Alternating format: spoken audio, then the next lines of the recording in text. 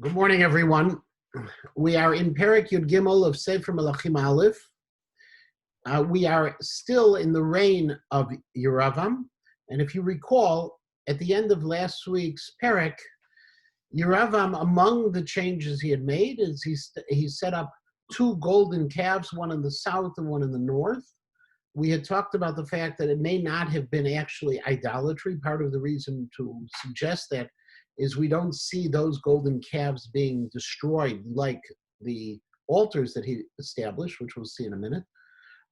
But he had established them. He had established Sukkot on a different day, a month later, because he was fully aware that if he kept things as they were, that what could very likely happen is that people would go down to Yerushalayim. They would see the king sitting in his throne in the Beit HaMikdash, the only one allowed to sit, and they would understand that Yeravam was a second-rate king, not the real king itself. And now we pick up the story, and according to many of the Meforshim, we actually pick it up right on that first day of that new holiday that he established in the month of Cheshvan, what we would call Cheshvan, possibly what he called Tishrei. Remember, the possibility was that the way he got away with people accepting this holiday was simply because he created a leap year, creating 2 months of Elul, and thereby pushing Tishrei off by a month. But we are at that first day, according to many of the Meforshim. We'll see why in a minute. And the Perek begins with the word Vehine. Whenever you have the word Vehine, Vehine implies some level of surprise, like, behold, wow, something is going on. V'hinei ish Elokim bam Yehuda bidvar Hashem el Beitel. A Navi comes on a message, on a mission from God to Beitel. Rashi, basing himself on Divrei Hayamim, says this Navi, his name was Ido. Ido comes, Divrei Hayamim Bet, we see the same thing in Perek Tet, Pasuk Chav Tet, that he was the prophet to Yeravam ben Nevat, okay? And it was, at that moment, the Yeravam Omed ala Mizbeach Laktir. And Yeravam was standing right there at this Mizbeach that he had built in the south of the northern kingdom, in the city of Beitel, ready to bring Ketoret. Now, Ketoret could be simply incense, or it could be also a regular sacrifice that he was planning on giving. So it was this perfect moment that the Navi appeared. Vayikral hamizbeach b'dvar Hashem. And instead of calling to Yeravam, the Navi calls to the Mizbeach. Al and El interchange very often in Tanakh, and it's entirely possible that this was, in a sense, not to engage Yeravam directly, but it was an indirect kind of piece. The Dat Mikra says it could be because of an element still of kavod, of honor that he was extending to the monarchy of Yeravam. If you remember, the monarchy of Yeravam was a legitimate monarchy. Yeravam did bad things, but it was a legitimate monarchy. And the reason why God sends a Navi is always to warn, to cause tshuva. And so he doesn't want to engage directly with him. He calls out to the Mizbeach, Vayomer Mizbeach, Mizbeach. And he calls out to the Mizbeach and he says, Mizbeach, Mizbeach. Now, the Mitzvot says simply, Mizbeach, Mizbeach is just a way of saying Mizbeach, that it's a poetic form, Moshe, Moshe. We find all of these kinds of things where God has this poetic form when he calls out. So in this case, he says Mizbeach, Mizbeach. But Rashi says, no, there's actually additional import to the idea of saying Mizbeach twice, because there were two Mizbachot. There was one in the south and one in the north. And as a result of that, then this is a way of saying, I'm not just addressing the situation here in Beitel, but I'm also addressing the situation in the north, in the tribe of Dan, where you've set up the other Egel, the other calf, and also the other Mizbeach. Hidei ven nolad levet David Yoshiau Shemo. There will be a son born to the house of David. His name is going to be Yoshiau. Yoshiau is 17 kings into the future. Over 300 years later will be Yoshiau. Yoshiau is one of those people whose names are identified before their birth. Think of Yitzchak as well. There's only a few people in Tanakh like that. But the Navi prophesizes that there will be a king, and Yoshiao was the righteous king. Yoshiao was the one, if you remember, or as we will learn, who found the Sefer Torah. Fascinating topic itself, but he found the Sefer Torah, and what Yoshiao does is he returns b'tshuva. Possibly he had always been in the right derech throughout his monarchy, and there's a machloket on that as well, but he causes the Jewish people to return to HaKadosh Baruch Hu, to get rid of all of their idols, to destroy idolatry in the land of Israel. Yoshiao is towards the end of the monarchs. This is the time of Paro Necho as well. So the Navi prophesizes that there will be this king from the house of David. V'zavach alecha et kohanei habamot hamaktirim alecha ve'atzmot adam yisrafu alecha. And this Navi, who is going to be born, now notice he uses the word nolad as if it's a done deal, as if it is born, but this is again talking about, we use the forms, the verb forms, because it means it's definitive. It is, even though it hasn't happened yet, it's a reality that this person will come into things, and he is going to come, and on this Mizbeach, he's going to sacrifice the Kohanim, the priests, to this Avodah Zarah that you're doing, or the priests who are serving your service, and he's even going to burn human bones on it. Now, this is all actually will happen in Melachim Bet Perek Chof Gimel. Part of Yoshiao's way of destroying Avodah Zarah includes killing those who worship Avodah Zarah, and includes also defiling, even by their standards, their bamot, their mizbachot that they've established, and as a result, all of this is entirely possible. In fact, Rashi even says, okay, that this atzmot adam, when he's talking about the human bones that are going to defile things, that it even will include the bones of Yeravam himself. But he doesn't mention him again because he's stepping back on that, from that direct confrontation with Yeravam. V'natan bayomahu mofet lemor, and on that day, he gave a sign. Now, there's an interesting distinction that is found among some of the more contemporary commentators between an ot and a mofet. A mofet is something tangible that you can actually see, and he's giving this tangible proof of what he is saying. The words bayom hahu indicate that it would seem to be on a special day. Now, there's two possibilities of the special day. Bayom hahu could be this special day of this holiday that Yeravam had declared, or it could also be very simply on that day when he was prophesying. That at the same time he said, listen, Mizbeach, you're going to be destroyed, you will be defiled according to your own definition, and I'm going to prove it to you now. What was it?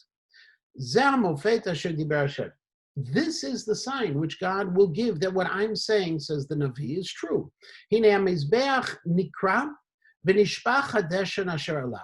This Mizbeach is going to be torn or broken apart. It will break apart, and the ashes that are on it will spill off of it.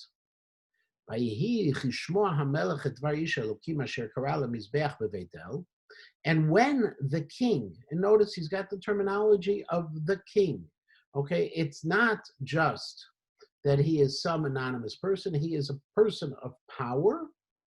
Asher karala mizbeach beveit el vayishlach Yeravam et yado me'al mizbeach lemor tifsuhu. Then Yeravam stretches out his hand, and he points to this person, and he tells his officers, grab him. Vativash yado asher shalach alav v'lo yachol lahashiva elav. But at that moment, his hand becomes paralyzed, literally dried. He can't move it back. Now, the Rashi notes a fascinating side lesson we can learn from all of this. Notice he wants to go ahead and imprison the Navi, a person by the name of Ido, Ish Elokim. He wants to imprison him. God stops that from happening.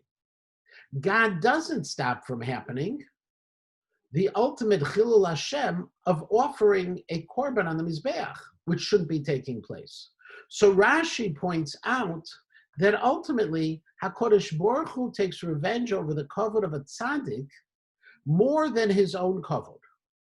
He's going ahead and he's offering a sacrifice to an avodah zarah. God doesn't do anything to Yeravam.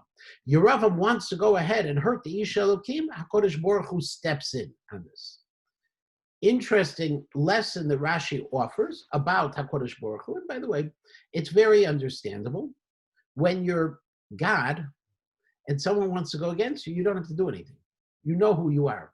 But the Ish Elokim, if something happens to him, then in essence, it's against him and the impression of what people have of God be through him. So it's understandable, but it's also an important Musar Haskel itself, an important lesson that we can learn as well.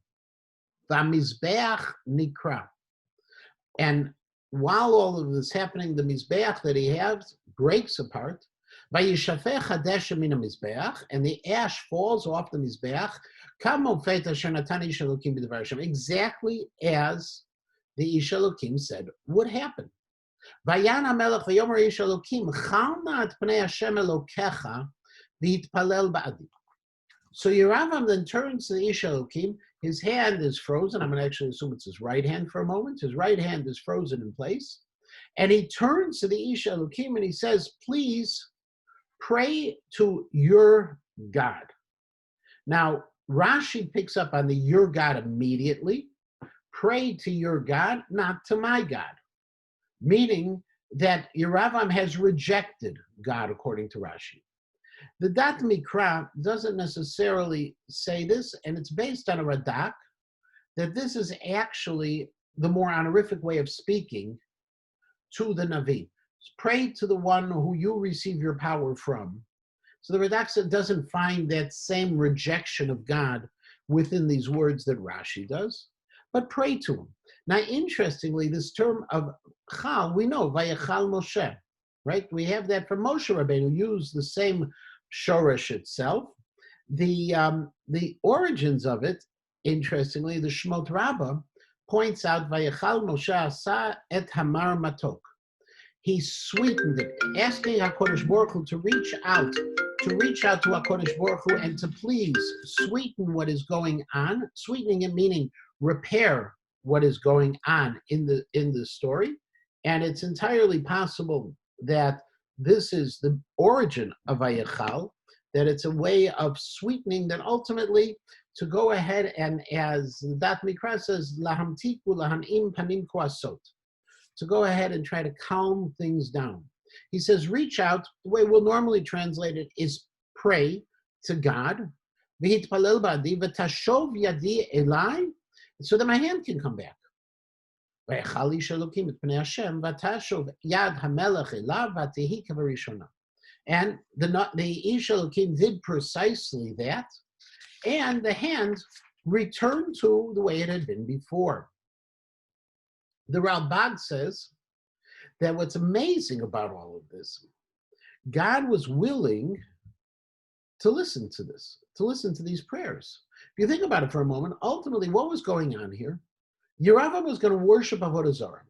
Yeravam wants to hurt the Ish Elokim that HaKadosh Baruch Hu sends to him.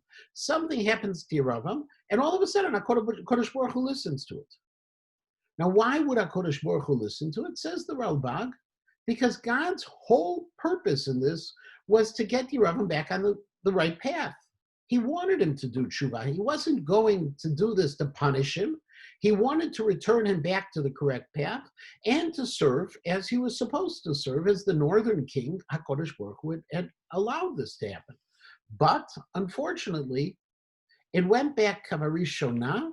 Says Rashi, who views all of this very differently than the Ralbag does, and the Radak says that this was that he had rejected God entirely. So says Rashi, his hand goes back as it was to worship the Avodah Zarah, to offer the sacrifice. So he went back to what he was doing, in essence, according to Rashi. Vayedaber HaMelech el Ish Elokim. So the king now turns to the Ish Elokim, who has healed him through his prayers, and who has challenged him, and he says, Boa iti abaita. Come home with me, us'ada ve'etneh lecha matat.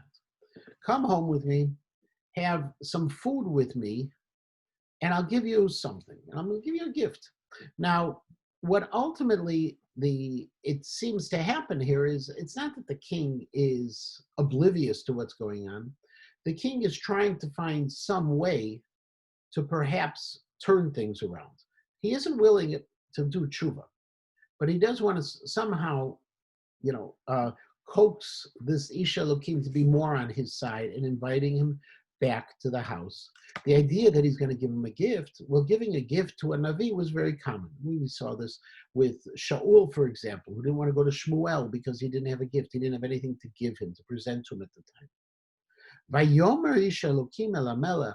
But the Isha Elokim, again, his name is Ido, says to the king, Im titenli et chatzi veitecha. You give me half of your house. You hear the words from Megillat Esther, ad chatzi malchut, right? This is meant as a hyperbole.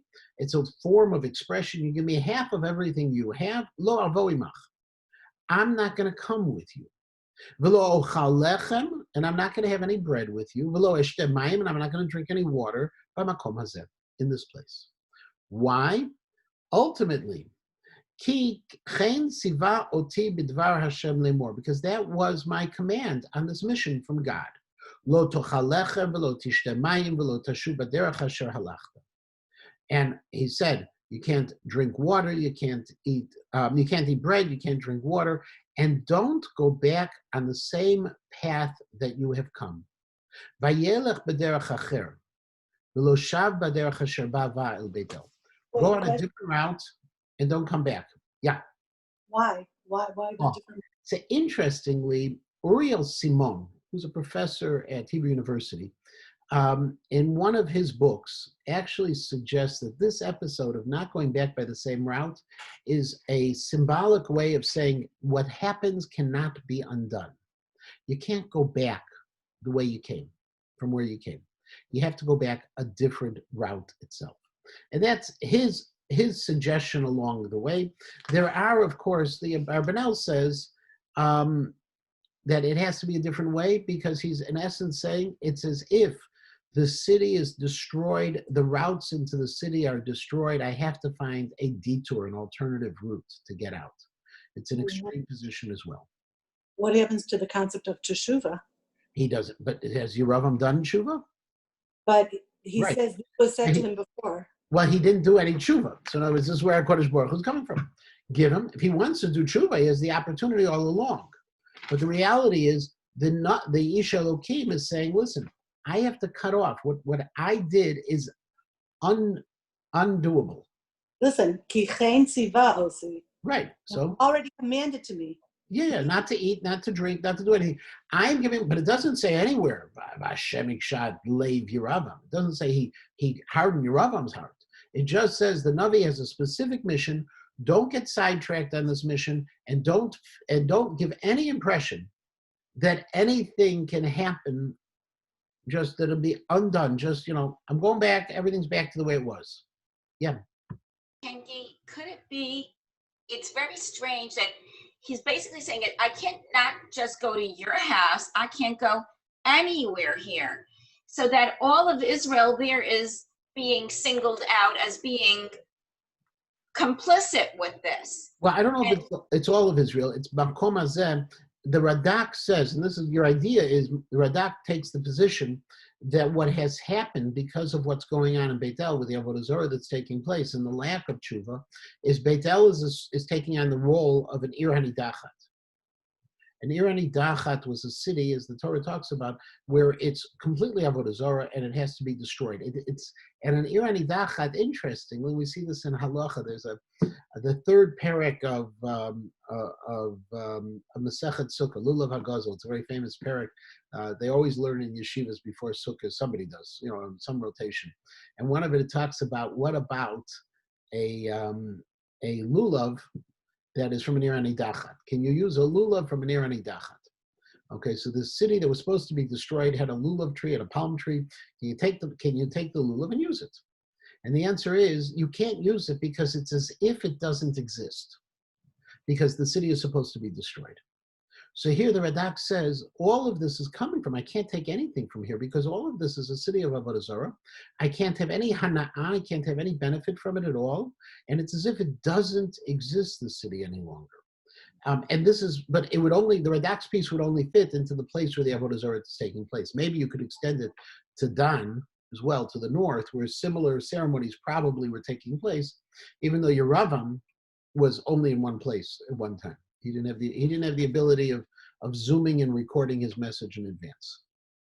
Okay, so this is, this amazing statement, and that's the end of the scene. That's scene 1. However, there's a sub-scene. V'navi echad zaken yoshe bevetel. There is this certain prophet who lives in Beitel. Now, Targum Yonatan says, V'navi shikra. There's a navi sheker. There's a false prophet. According to the Targum Yonatan, the word echad is miyuchad, in a sense that he's unique. He's not the classical kind of navi who talks to God, but rather he's a false prophet. The Radak actually goes so far as to give a whole series of possibilities of who this person was. Micha, Matzia, Yonatan ben Gershom, all sorts of different people who could, the Medrash picks up, could have been in this kind of concept. That's in the Radak. He's living in Beit El. Interestingly, he's living there, but he's not originally from there. We know from Divrei Yamim, and we also know from Melachim Bet, in Perek Chav Gimel, he's from Shomron. He's from a different city. But he's there. Vayavo v'no v'yisaper lo et kol ha'maseh. His son comes and tells him about this whole ma'aseh asher asa ish Elokim hayom bebeit El. All the things that had happened on that day. Now, interestingly, why didn't he know? Why did his son have to tell him? So we're going to see that the Abarbanel is of the position that this Navi is not a Navi Sheker. And he consciously chose not to go to the ceremony in the Beit Avodah Zarah because he felt that going there was wrong. So he stayed back, but his son comes. And he says, all of the things Asher Asa Ish Elokim Hayom Bebeit El, Et Advarim Asher Diber Al HaMelech, all the things that were told to the Beit HaMelech, Vayisaprum LaAvihem, and they told their father. Now, interestingly, where do they come in? We started out, Uvayavo V'no, his son comes, and he tells him, and then they tell their father. So apparently, and this is the Mitzvot and other Meforshim as well, say very simply, what happened here was, one son made it home first, starts telling the story. By the time he finishes telling the story, the other sons show up on the scene, and they're all telling the story. And so you go from singular to plural. Vayedaber alehem avihem. And so their father tells them, Eza haderech halach. Where'd he go? Vayir'u vanav et haderech asher halach ish Elokim asher ba miYehuda. And the sons show their father the road he was taking, the Ish Elokim was taking. Now, Vayir'u, the Radak says in the name of the Targum Yonatan, Ba'achizoi, Her'u, they showed him. Okay, and it really was more of a powerful kind of person in the statement. Vayomer el banav chivshu li achamor. And so he tells to his sons, saddle for me the donkey. Oh, yeah. Just to go back to Pasuk Yud Aleph, when the kids come and tell their father what happened, I'm just going to assume that they were blown away. Well, it sure sounds like it. It sure sounds like this scene, we're blown away. If you think about it, even from the way the Perek introduces it with the word V'hinei, and behold, whoa. So where do we read, except for this little piece here where everybody's chatting about it and talking about it and it's the news of the day, where's the effect on the audience? The tshuva for them. So apparently we don't see it. Apparently they're going to continue to follow Yeravam.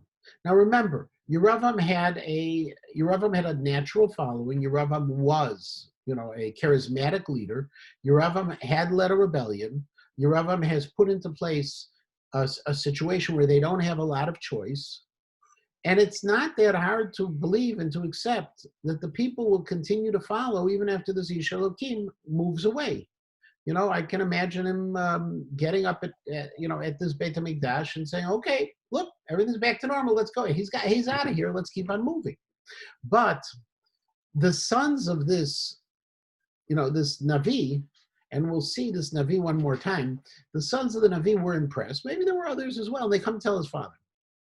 So he is, and again, having a Navi in the city, whether he was a true prophet or not, and we'll see a tshuva of the Rashba in a moment, whether he was a true prophet or not, he served as a prophet.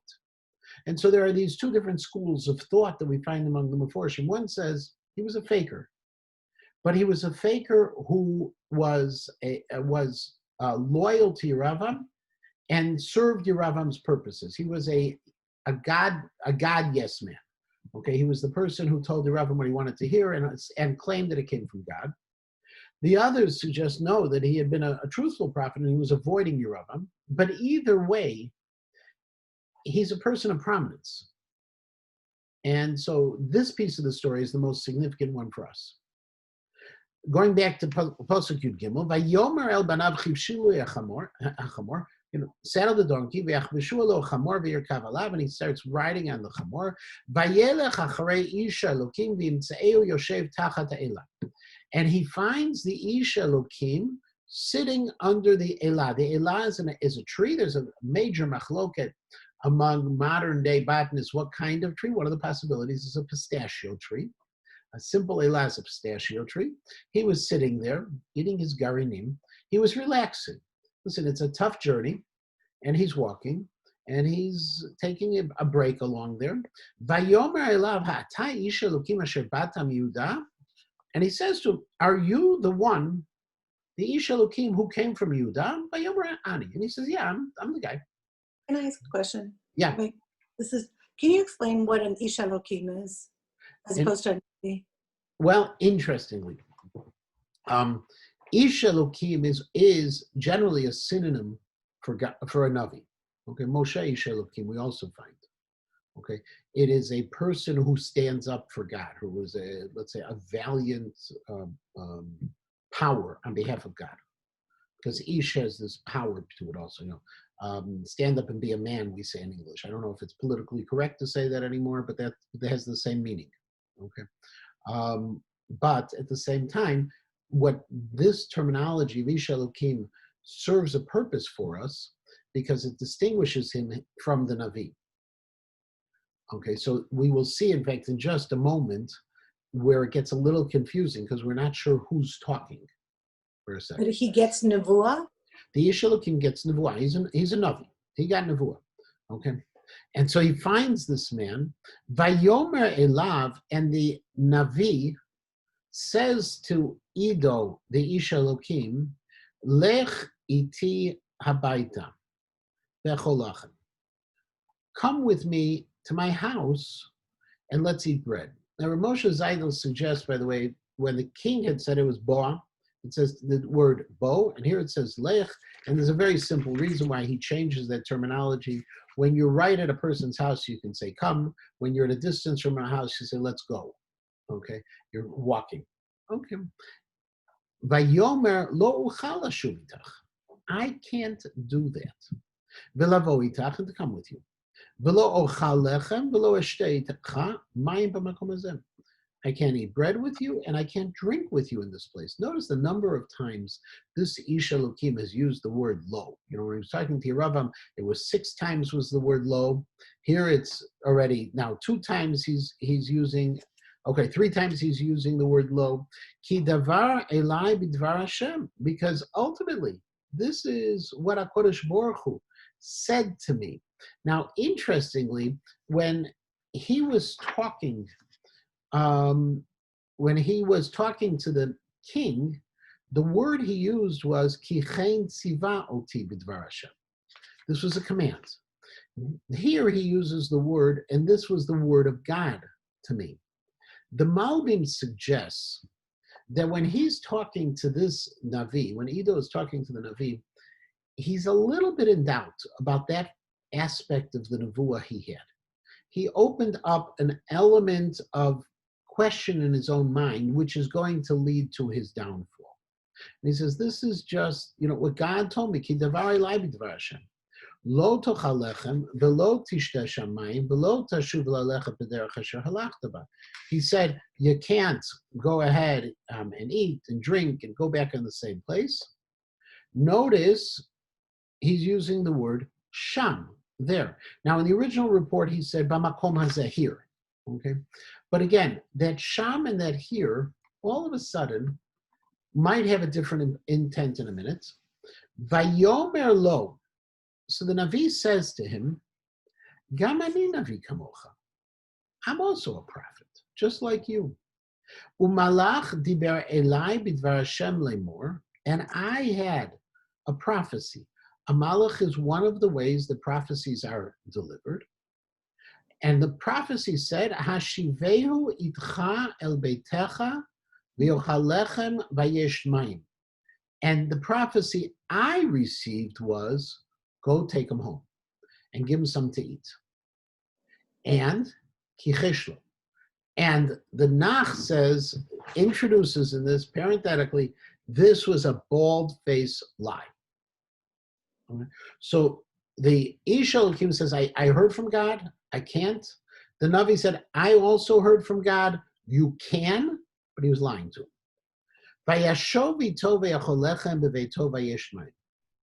And based on what the Navi said to the Ish Elokim goes back to the Navi's house, he eats bread and he drinks water, and everything is going to be a problem.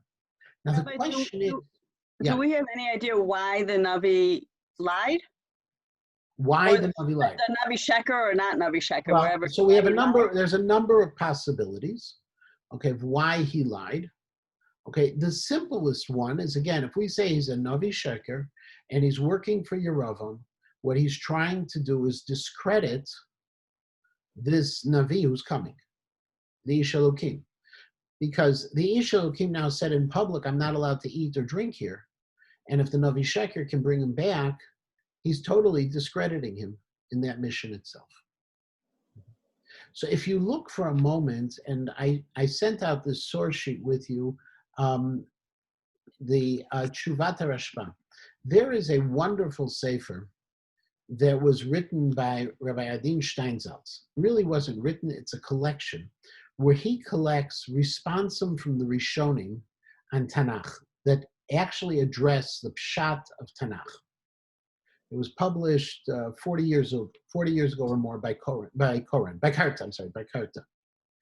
And the Rashba, one of the great Rishonim, Shlomo ben Aderet, he writes an explanation. This text that I sent to you is actually from the text of the Tshuvot HaRashba. They're published by Mossad Rav Kook. And so that's why you have the scientific apparatus at the bottom, those special footnotes with the various combinations and comparisons of manuscripts.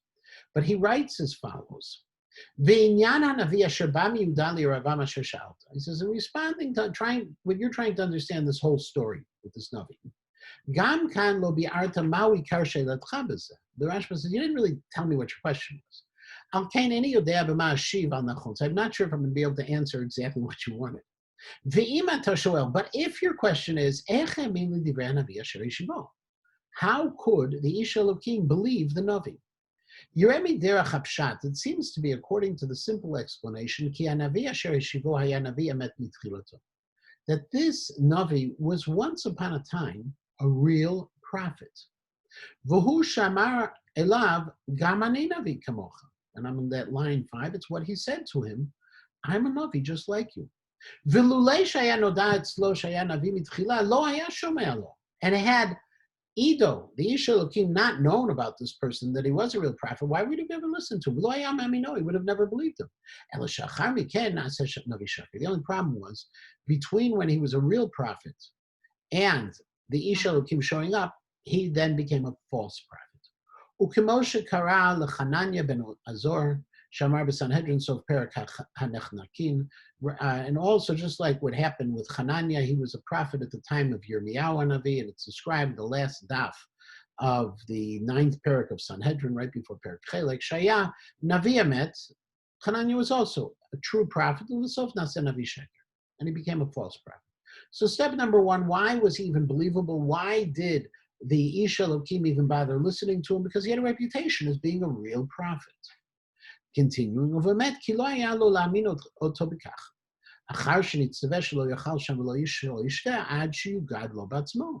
he said the reality is he should have never listened to him because he had heard from God not to eat there. And the only way he could have eaten there is if God told him to go eat. The Shema Yahu Savur, maybe the Ish Elokim was of the opinion, that maybe he didn't understand God's prophecy fully. When he said not to eat,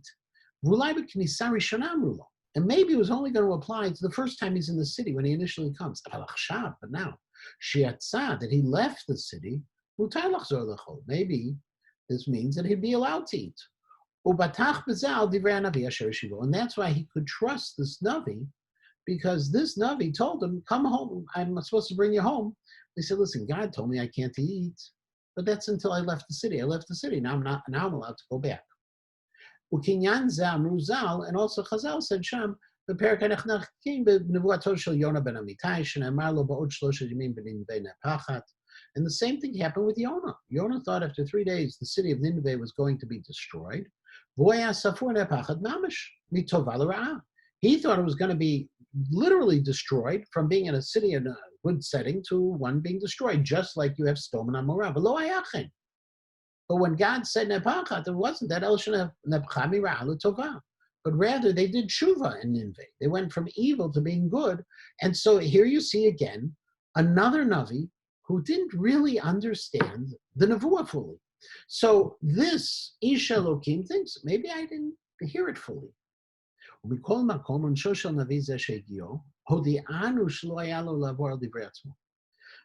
fact that he's going to be punished, as we'll read about in a minute, teaches that he did the wrong thing.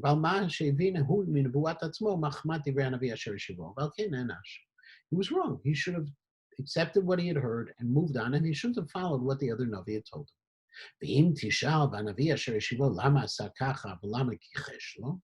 And if you're going to ask, well, why did this Navi, lie to him? Why did he do it? Yesh Lomar, could be, he wanted to test if he was really going to live up to what he had been commanded. Or maybe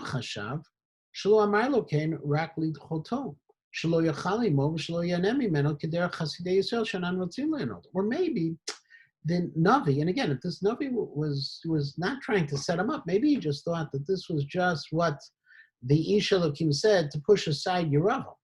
He was just trying to push him off, because we see sometimes people who are the Hasidim don't want to do things, and they make up excuses to avoid benefiting from others. Rabbi Pinchas ben Yair and Rabbeinu HaKadosh, just like we see in Rabbi Pinchas ben Yair, who never would go to eat at anyone's house, and then Rebbe Yehuda Nasi invited him, and then ultimately he didn't go there. Like you find in the Chulin as well. So why, according to the Rashba, there's a couple of things in play. The Rashba disagrees with Ibn Ezra. The Rashba says he once upon a time was, but now he's a false prophet. The Rashba says there's a couple of possibilities of why the Navi Sheker did this, either just to test him, to see, to test his mettle, to see if he really believed, or it's possible as well that he didn't really believe that that last piece was real and he wanted to do something nice to him, maybe to find favor with him as well. And the ultimate reason why he went along with it was because this Navi Sheker had a reputation of being a real Navi at one point, and he wasn't 100% clear, as the Malbim had pointed out earlier in Posuk Yud Zayin, when he says, when he talks about the fact that HaKadosh Baruch Hu had spoken to him, and he changes that terminology from commanding to just speaking, so he thought maybe it's something he can accept. Rabbi? Yeah. But it says that the word of God came to him, so he must have still been a prophet. The word of God who came to him, no. If you're referring to verse 18, Pasuk Yud Chet? No, 20. Okay, in 20, So good. We haven't gotten there yet. That's going to be the complicated piece. Yeah. Okay. What you are, it's a perfect segue. Vayehihem yoshvim al shulchan. Okay. So you have the Navi, who we've been identifying as either a real Navi, a Navi Sheker, a Navi who had once been good and became a Sheker. We don't know what he is, but we have that guy who lives there. And we have the person who's been referred to consistently as the Ish Elokim, whose name we assume is Ido. Break. There's a pitcha be'emtza pasuk. There's a piska be'emtza pasuk. There's a short break within the pasuk. Vayhi dvar Hashem el hanavi asher hishivo. And the word of God came to the Navi who had been brought back. Now, it could be who was brought back or who brought back. It could be either one. Okay, who was brought back or the one who brought him back. We're not 100% sure. Now, the first thing you say is exactly what Barry suggests. It says the Navi, that ultimately what happens is a nevuah to the Navi. Until now in the Perek, whenever we talk about the Navi, we talk about the guy who lives in Beit El. Whenever we talk about the Ish Elokim, we talk about the guy who came to Beit El. So here, the person gets it. Okay. So it's possible that it was that the one who heard this nevuah was this Navi Sheker. And in fact, Rashi says this. Rashi says that Hachnasas Orchim is so great that even the Navi Sheker was able to get real prophecy. Fascinating. Okay? Now, it is also possible that this case, the Navi is referring to the Ish Elokim. It can go either way, we don't know. The reason to say it is the Ish Elokim is because we know he's the guy who's talking to God. He's the one who's talking to God. The reason why we would say it appears to the person who was identified as the Navi Sheker is because it refers to him as a Navi. We don't know who it is. And there is this ambiguity, and we find it throughout. The Abarbanel says that this is the Ish Elokim, okay, that this was who it was, but we'll see. Vayikra Ish Elokim asher ba miYehuda lemor. And he called out to the Ish Elokim who came from Yehuda. Now, who the he is depends on who got the prophecy. If the Navi, the person who lived in Shimron, got it, so he's now telling this to the Ish Elokim. If the Ish Elokim got it, it's his prophecy that is calling out to him. Ko Amar Hashem, this is what God has said. Ya'an, ki marita pi Hashem, because you have rebelled against God. Velo shamarta et hamitzvah asher tzivcha Hashem Elokecha, and you did not go ahead and you did not follow the command of God. Vatasho v'tochal lechem v'teish mayim b'makom asher diber elecha al tochal lechem v'al teish mayim, because you ate and you drank in the place I told you not to eat and drink. Lo tavo nivlatcha al kever avotecha. Your corpse will not be buried in its ancestral burial place. This is another way of saying you're not going to get back to Yehuda. You're going to die along the way. And that's the way the Radak says it. It's a very harsh punishment, but if you think about it, we're dealing in very extreme times. The Navi Sheker, the Ish Elokim, by violating the command of God, risks calling into question the entire episode that he had with Yerevam, because he publicly stated, I can't do this. I can't do this, and then he goes ahead and does it. Well, if he lies about that, then maybe he lied about the first part. True, there was a mofet. There was this breaking of the Mizbeach, but the Navi may have gone a step further than he was supposed to do, just bring a mofet, and who knows what the mofet really was going to stand for. We don't know.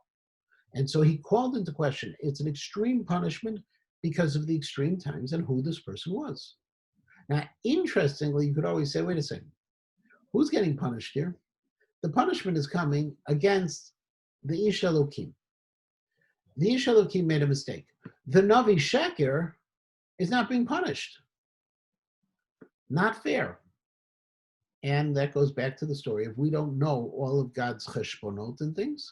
But in terms of this story, the one who it's important for us to know about is this Ish Elokim and what happens to him. Vayehi acharei ochlo lechem v'acharei shtoto. It's after they've eaten, after they've drunk. Vayachavosh lo hachamor. And he saddled for him the chamor. Now, who is he saddling the donkey for him? The Navi Asher Eshivo, to the one he had brought back. It's the Navi Sheker actually did it. Remember, when he was going to ride on a donkey, he told his sons to take care of it for him.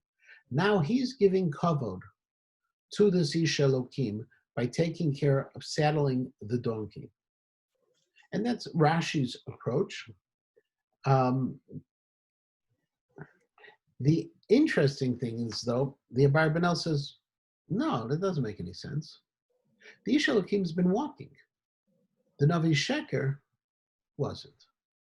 Maybe it is that the Ish Elokim saddled the donkey that belonged to the Ish Elokim, so the Ish Elokim could continue on his way.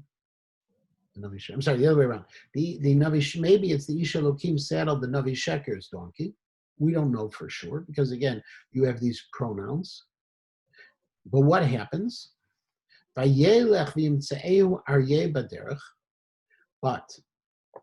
Ish Elokim is going, he's walking, and a lion finds him along the road, and he kills him.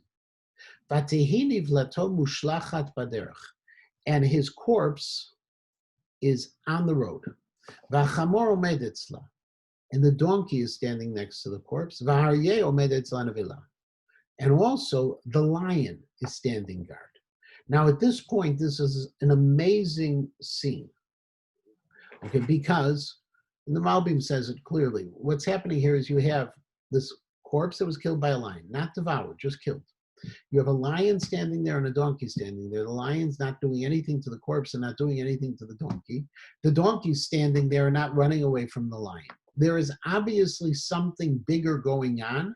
And when people see this, they realize something bigger is going on.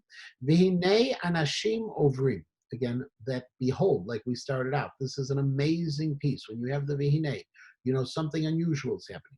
People are passing. This is a major thoroughfare. And they see the corpse there on the road. And they see the lion standing there. And they come back to town and they start talking about it. Okay. The interesting thing about it is, and the Malbim says, that the only thing that what's really fascinating here is that it doesn't spread. It's only in that one city, this conversation that's taking place. Because we're going to see that the Navi Sheker is going to jump in and try to resolve things. And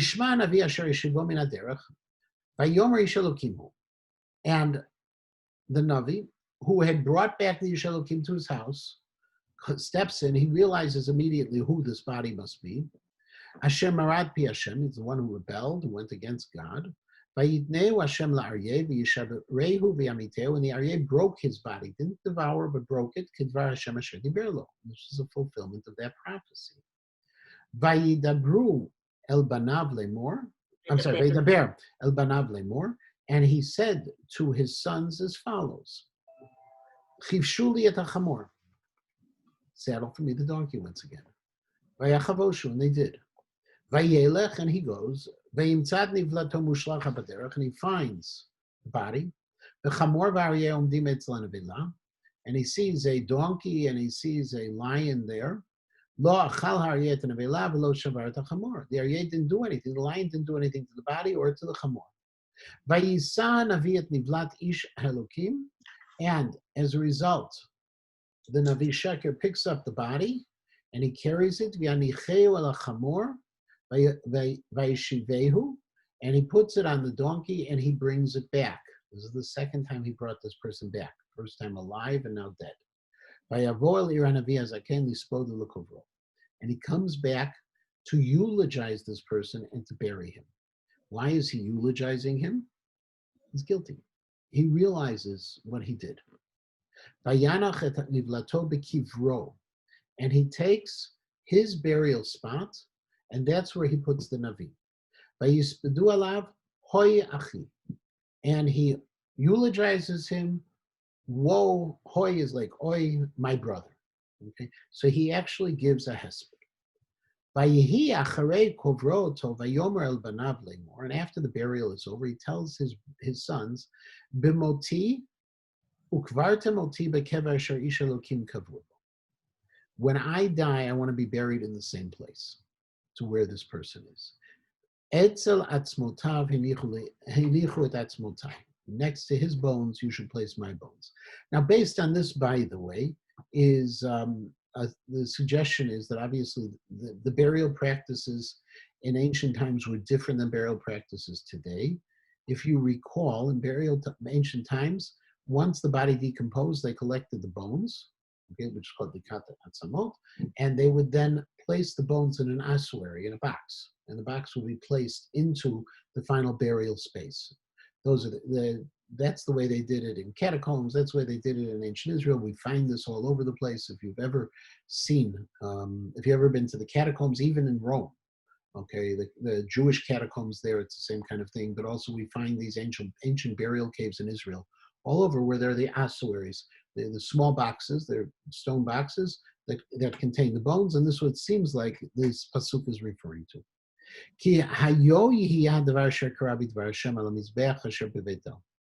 Now, it's an amazing thing. The Navi Sheker says, because what the Ish Elokim said, it's going to happen. And what's going to happen to the Mizbeach, it's going to happen there, and it's going to happen to all of the Bamot. He believes fully the message of the Ish Elokim. So what is the Ish Elokim's message? He's going to destroy the Bamot, and he's going to take the bones of those who worshipped, and he's going to burn them or destroy them on the Mizbeach. So the Navi says to his sons, hey, put my bones there. I'll be safe. And in fact, in Melachim Bet Perek Chav Gimel, there is the scene where Yoshiyahu says, what about that place? And they say that's the place where the Ish Elokim is. And Yoshiyahu says, leave it alone. And so, in fact, both are saved from that ultimate end, but he fully believes it. Okay, and noticing where he's talking about right now, he's basically saying all of this, which he said, is going to come true. Achar hadavar hazeh. Okay, Rashi says, even after all of this, lo shav Yeravam midar kol ra. Yeravam didn't do tshuva. Vayashov vayas miktzot ha'am, and what did he do? He took from the ends of the people konei bamot. Hachafetz yimaleh et yado v'yichonei bamot, and he appointed people to be the priests over these private altars, which were serving avodah zarah, and they did it.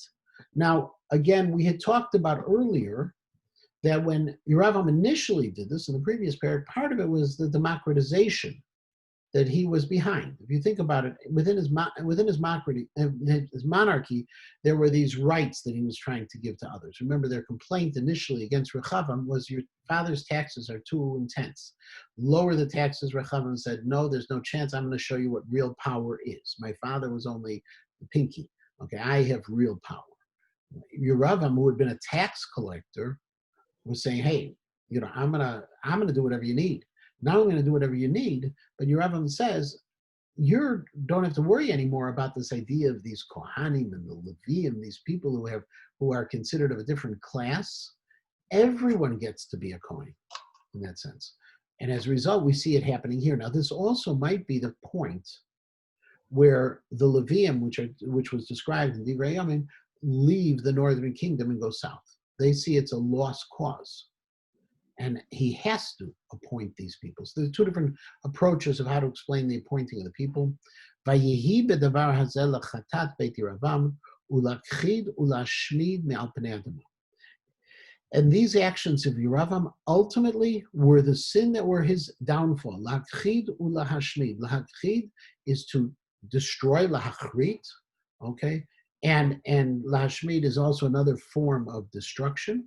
And as a result, there would be no one left from the family of Yeravam because of these sins that were occurring. So just to point this out for a moment, what we're remembering about Yeravam right now is he actually started on the right side. not the right side of the Malchut Beit David, but the right side of God. And now he is the enemy to Malchut Beit David, and he has become the rebel to HaKadosh Baruch Hu, that HaKadosh Baruch Hu has already pronounced his destruction as well. Yeah, Shoshi. So, so this Ish Elokim ends up dying on the road, and the Navi Sheker or whatever, he comes and saves him. But isn't that, like, in my mind, that's like one of those what's it called, the ear Irani Dachat? yeah, where you all of a sudden there's a body and nobody knows who it belongs to or what No, happened. that's not Irani. Okay, Ear, that's what the what's- Eglah Rufa you're talking about. Okay, here, but here, so the Navi has to come and take. In other words, the big person in the city chair has to take responsibility, right? Isn't that what happens? well, but it isn't that kind of. It may be. Remember, we have that kind of situation. We don't know who the person is. The case of Eglah Rufa, we don't know who the person is. We measure whatever the closest city is. The Ziknei Ha'ir have to come.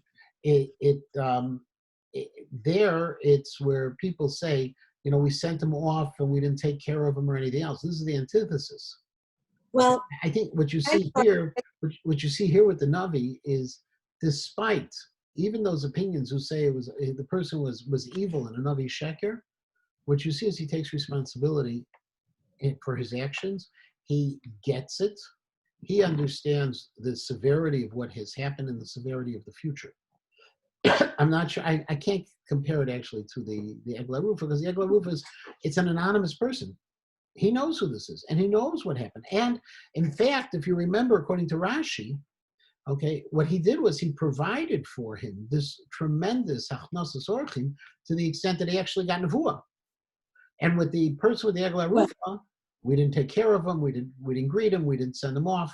Or the opposite, he was testing him and making him fall. He was, Well, no, why he did it is a different story. Why? But I'm saying it's still at the same time, it doesn't match the profile. The one aspect you have is someone dies out of town on the road, and someone comes from the city and takes care of them. Right? That's a commonality. But not with a good heart. He's doing it lahefech. He's doing it. Actually, when he's doing it now, he's doing it with a good heart. Because if you think about it, he gives a hesped. He calls him my brother. Right. He calls him my brother. Yeah. So you do have those kinds of things. Okay. We're going to stop here next week. Same time, same place.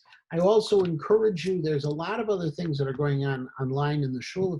Since everyone's got the hang of what's going on here, whether there's some shiurim, there's some other events that are going to be planned soon that are coming up as well. Please take full advantage. If you go on the shul website, by the way, you'll see there's on the shul website, what you have, and I'm just going to show it to you for a moment so you don't lose it. Okay, but when you if you go on the shul website, for those who haven't seen it and don't play with it enough, okay, this is the homepage of the shul website. When you go on the shul website, there's something called learning. Video shiurim library of all of the past shiurim that have been given since we went virtual. The 3 minutes of halacha is a daily 3-minute piece. These are the daytime dialogues where we've been talking. And these were some earlier pieces as well that happened. So there's a lot of stuff available, and we have a lot of things still happening. Up and coming is some of ththese daytime dialogues we have, and some other things as well. So I encourage you to continue to stay connected. Ladies and gentlemen, shul has reopened to a limited extent. We finished our first week. We're in our second week. Next week, the shul will reopen a little further according to CRC guidelines, which are coming out hopefully very shortly. And everyone should stay safe and stay healthy. And it's a pleasure to see all of you, and then to see your names for those who turned off the videos. Bye-bye.